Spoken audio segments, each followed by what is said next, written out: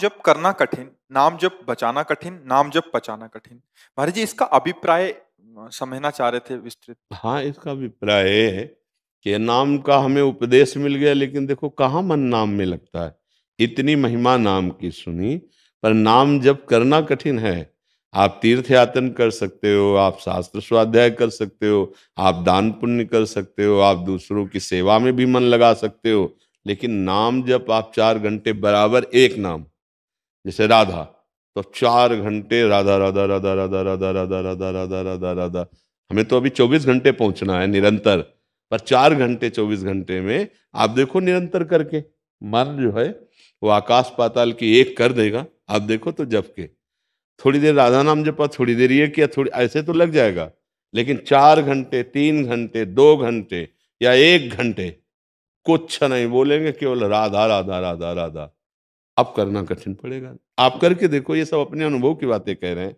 तो भजन करना कठिन। अब भजन जैसे हो गया तो गुदगुदी होती कि हम तो 21 माला रोज गुरु मंत्र के करते और घंटा भर नाम कीर्तन करते हैं। अपना गुणाभिमान तब माना जाएगा जब दूसरे पे दर्शन हुए। क्या यार नरक तुल्य जीवन व्यतीत कर रहे हैं, ऐसे करते हैं। देखो वो गया, बचा नहीं पाए ना। और जब ये बात आ गई कि अरे हम क्या भजन, अगर हमें करना होता तो पहले कर लेते, ये तो गुरु कृपा से हो रहा है, ये तो श्री जी की कृपा से हो रहा है, तो वो बच गया।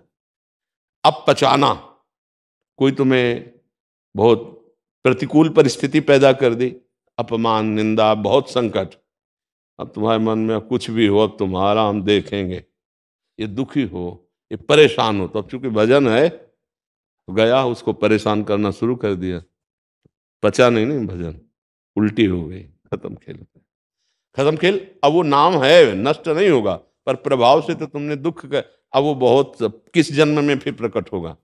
इसलिए नाम करना, जब करना कठिन, उसको बचाना कठिन, उसको बचा के पचाना कठिन। कोई कोई गाली दे रहा, अपमान कर रहा है, दुख हम सह लेते हैं। वो गाली दे हम सह लें, हाँ यही तो हमारा पचाना भजन का हो जाएगा। सामर्थ्य है कि उसको दंड दे सकते हैं। नीचापमानम सुधा, शारीरिक से, बुद्धि से, कानून से, तपस्या से, भजन से उसको हम दंडित कर सकते हैं, लेकिन नहीं, चुपचाप नीच पुरुष है, उसका किया हुआ अपमान सह गया, वो आगे बढ़ गया, भगवान को प्राप्त होने की योग्यता आ गई उसके अंदर। ये अध्यात्म है, ये थोड़ा संसार से उल्टा मार गए। लेकिन भक्त यही सोचता है आज मेरी परीक्षा हो रही, भगवान इस स्वरूप में मेरी नाथ मुझे सामर्थ्य देना, ना मैं आपको शाप दूं, ना आपसे मैं गुस्सा करूं, अपने भजन को बचा के निकल जाऊं। शांत ऐसे निकल गए। जैसे एकनाथ जी संत भगवान का चरित्र नहीं आता, वो गंगा स्नान करके वहां से जो निकले तो ऊपर किसी अधर्मी का मकान था, तो गली में देखा संत नागजार, थूक दिया तो ऊपर गिरा। अब ठाकुर सेवा करनी थी तो फिर स्नान करने गए, फिर आया तो फिर थूक दिया, 100 बार थूका। वो 100 बार स्नान करने गए, जब वापस लौट के आए तो वो हार गया।